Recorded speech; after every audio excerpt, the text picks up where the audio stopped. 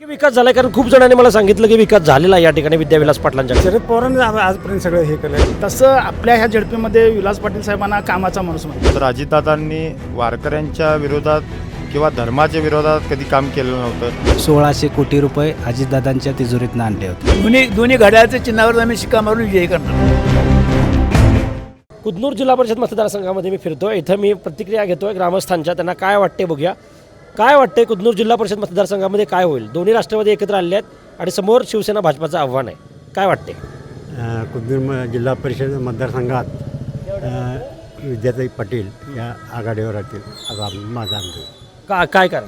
कारण त्यांनी अजितदादा पवारसारखीच विलासदादा पाटीलसुद्धा धडाडीचे कार्यकर्ते आहेत आणि त्यांनी बरीच आपली पंचायत समितीमुळे आपल्या झडपीमार्फत 10 कोटीची विकास कामे आमच्या नक्की विकास झालाय, कारण खूप जणांनी मला सांगितलं की विकास झालेला या ठिकाणी विद्याविलास पाटलांच्याकडे. झालेला आहे. साधं उदाहरण म्हणजे दवाखान्याचं काम झालेलं आहे. तुर्की हॉस्पिटल त्यांच्या हस्ते झालेलं आहे. किती बेड्स हॉस्पिटल आहे ते? 100 बेड्स हॉस्पिटल सुरू आहे आता.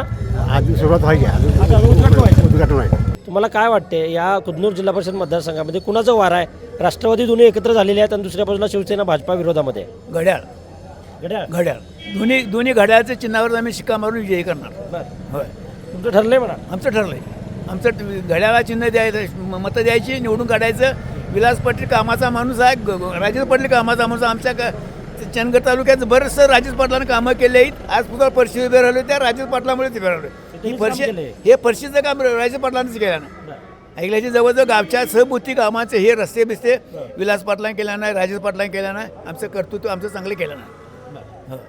तुम्ही आता राष्ट्रवादीच्या बाजूने उभे राहा. राष्ट्रवादीच्या विरुद्ध मत देणार. आम्ही राष्ट्रवादी घड्याळाचं मत देणार. या तालुक्यात आमदार जे आहेत ते भाजपाचे आहेत, शिवाजीराव पाटील साहेब. हं. तो एक जोर लागणारच आहे त्यांचा. त्याच्यावर तुमचं काय मत आहे?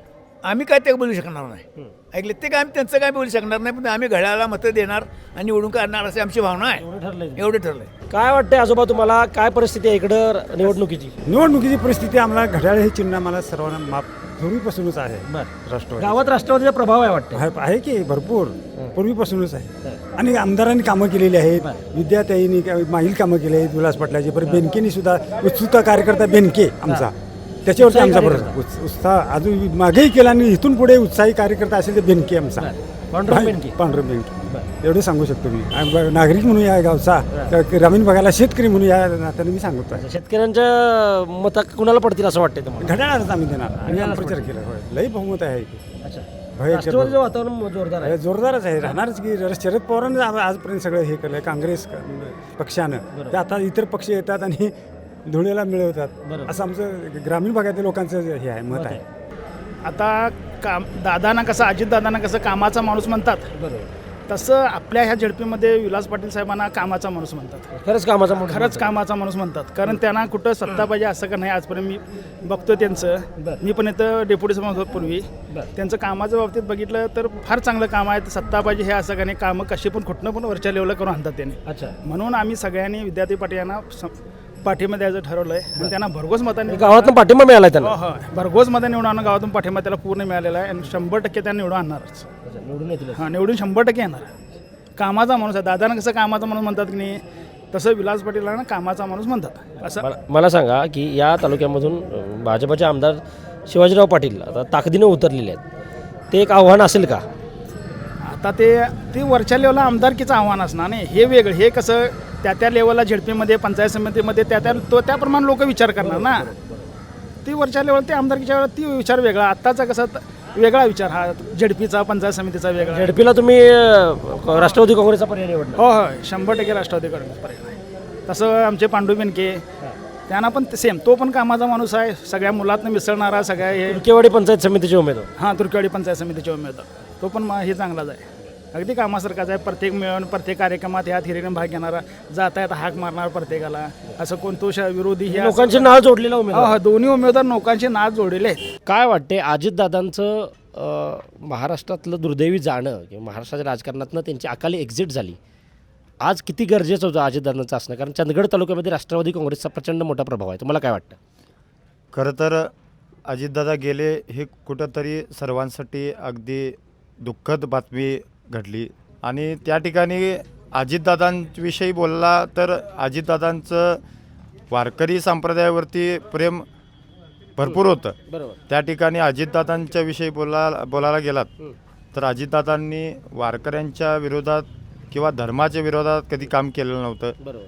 समदृष्टीनं विचार करायला गेलात तर समतेचं राजकारण आणि समाजकारण अजितदादांच्या विषयी होतं. या अजितदादा समतावादी होते असं तुम्हाला समतावादी होते. सर्वांना घेऊन पुढे जाऊन काम करणारे होते.